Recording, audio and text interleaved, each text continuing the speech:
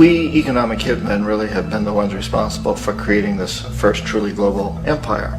And we work many different ways.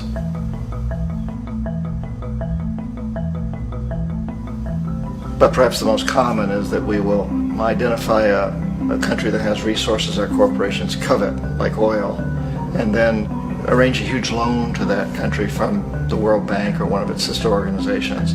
But the money never actually goes to the country. Instead, it goes to our big corporations to build infrastructure projects in that country, power plants, industrial parks, ports, things that benefit a few rich people in that country, in addition to our corporations, but really don't help the majority of the people at all. However, those people, the whole country, is left holding a huge debt.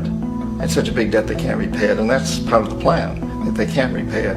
And so at some point, we economic hitmen go back to them and say, listen, you owe us a lot of money, can't pay your debts, so sell your oil real cheap to our oil companies.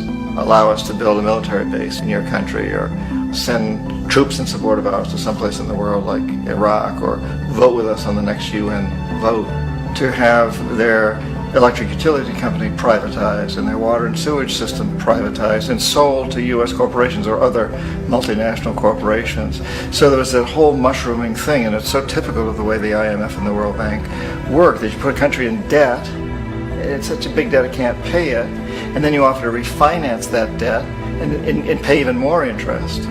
And you demand this quid pro quo, which you call a conditionality or good governance, which means basically that they've got to sell off their resources, including many of their social services, their utility companies, their school systems sometimes, their penal systems, their insurance systems, to foreign corporations. So it's a double, triple, quadruple whammy. The precedent for economic hitmen really began back in the early 50s when democratically elected Mossadegh, who was elected in Iran, he was considered to be the hope for democracy in the Middle East and around the world. He was Time Magazine's Man of the Year. But one of the things that he'd run on and began to implement was the idea that foreign oil companies needed to pay the Iranian people a lot more for the oil that they were taking out of Iran. The Iranian people should benefit from their own oil. Strange policy. We didn't like that, of course. But we were afraid to do what we normally were doing, which was to send in the military. Instead, we sent in one CIA agent, Kermit Roosevelt, Teddy Roosevelt's relative. And Kermit went in with a few $1 million and was very, very effective and efficient. And in a short amount of time, he managed to get Mossadegh overthrown and brought in the Shah of Iran to replace him, who always was favorable to oil. And it was extremely effective. Mobs overflow Tehran. Army officers shout that Mossadegh has surrendered and his regime as virtual dictator of Iran is ended. Pictures of the Shah are paraded through the streets as sentiment reverses. The Shah is welcomed home. So back here in the United States, in Washington, people looked around and said, wow, that was easy and cheap. So this established a whole new way of manipulating countries, of creating empire. The only problem with Roosevelt was that he was a card-carrying CIA agent, and had he been caught, the ramifications could have been pretty serious. So very quickly at that point, the decision was made to use private consultants to channel the money through the World Bank or the IMF or one of the other such agencies, to bring in people like me who worked for private companies, so that if we got caught, there would be no governmental ramifications.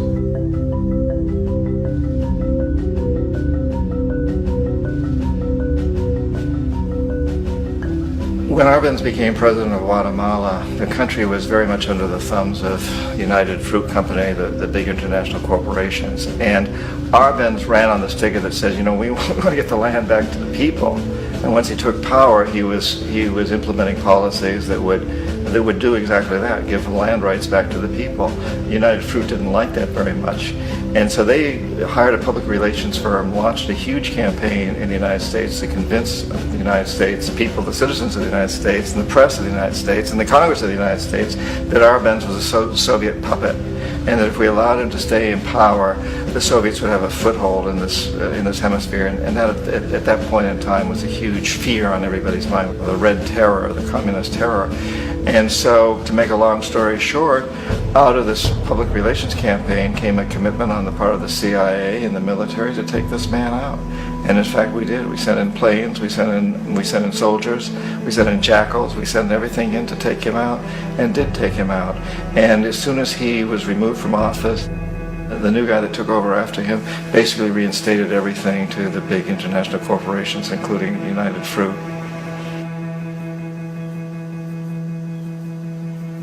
Ecuador for many, many years had been ruled by pro-U.S. dictators, often relatively brutal. Then it was decided that they were going to have a truly democratic election. Jaime Roldos ran for office, and his main goal, he said, as president would be to make sure that Ecuador's resources were used to help the people. And he won, overwhelming, by more votes than anybody had ever won anything in Ecuador. And he began to implement these policies to make sure that the profits from oil went to help the people. Well, we didn't like that in the United States.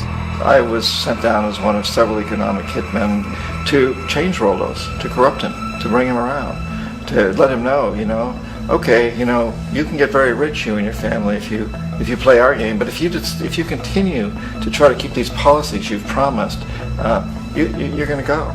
He wouldn't listen. He was assassinated. As soon as the plane crashed, the whole area was cordoned off. The only people allowed in were U.S. military from a nearby base and some of the Ecuadorian military. When an investigation was launched, two of the key witnesses died in car accidents before they had a chance to testify. A lot of very, very strange things that went on around the assassination of Jaime Roldos.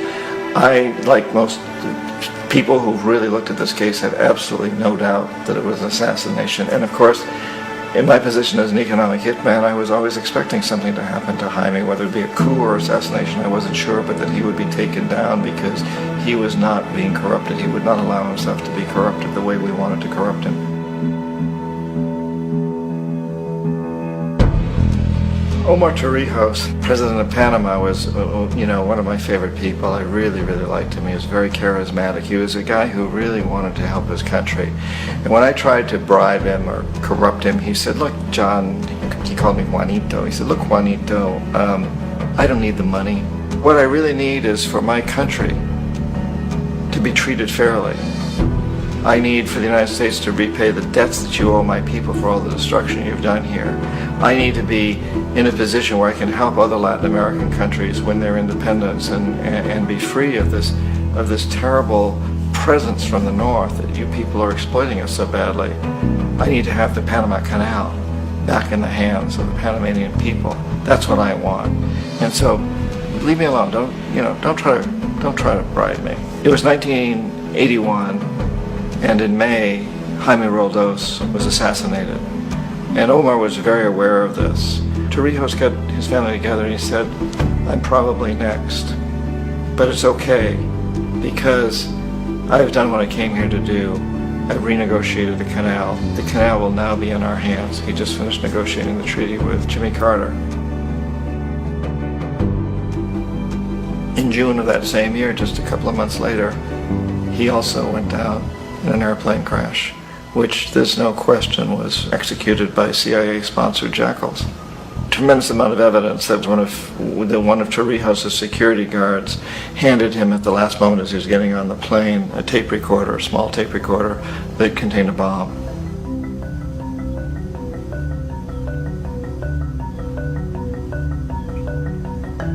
It is interesting to me how this system has continued pretty much the same way for years and years and years, except the economic hitmen have got better and better and better. Then we come up with, very recently, what happened in Venezuela. In 1998, Hugo Chavez gets elected president, following a long line of presidents who had been very corrupt and basically destroyed the economy of the country. And Chavez was elected amidst all that.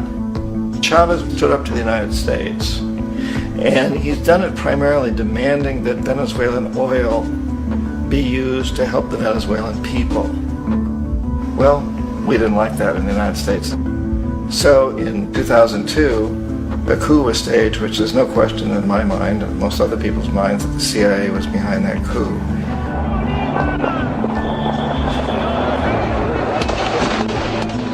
way that that coup was fomented was very reflective of what Kermit Roosevelt had done in Iran, of paying people to go out into the streets, to riot, to protest, to say this Chavez is very unpopular. You know, if you can get a few thousand people to do that in television, can make it look like it's the whole country, and things start to mushroom. Except in the case of Chavez, he was smart enough, and the people were so strongly behind him that they overcame it, which was a phenomenal moment in the history of Latin America.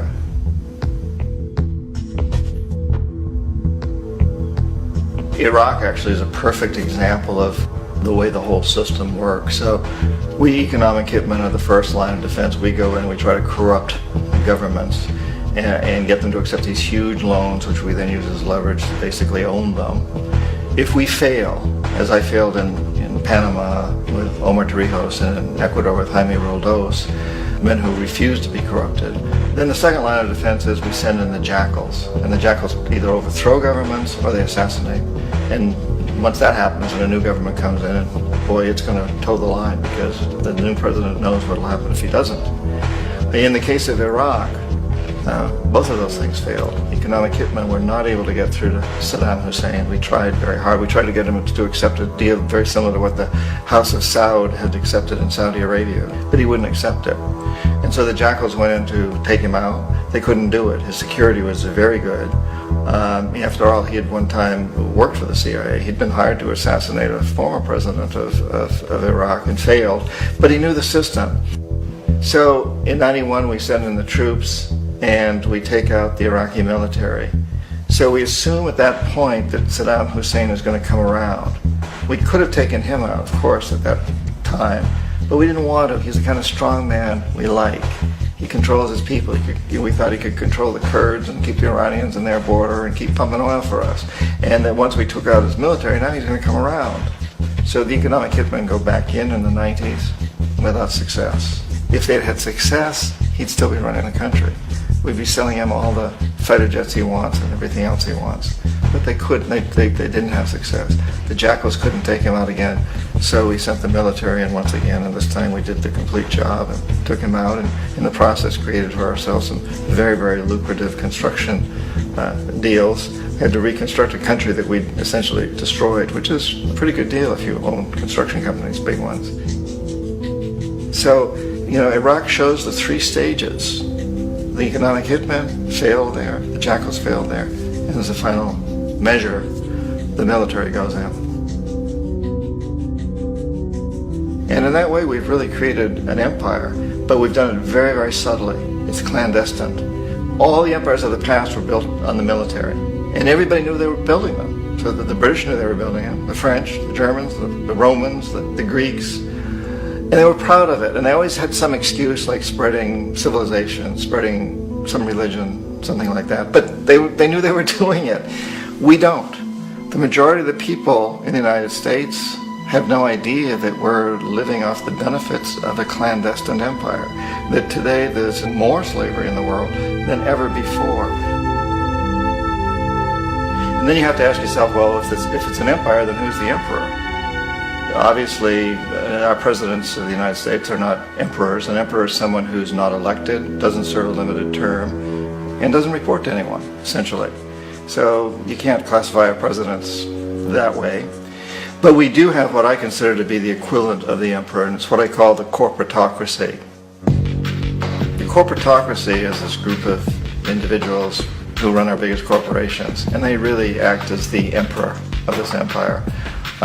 They control our media, either through direct ownership or advertising. They control most of our politicians because they finance their campaigns, either through their corporations or through personal contributions that come out of the corporations. They're not elected, they don't serve a limited term, they don't report to anybody. And at the very top of the corporatocracy, you really can't tell whether a person's working for a private corporation or the government because they're always moving back and forth. So, you know, you've got a guy who one moment is the president of a big construction company like Halliburton, and the next moment he's vice president of the United States, or the president who is in the oil business. And this is true whether you get Democrats or Republicans in the office. You have the moving back and forth through the revolving.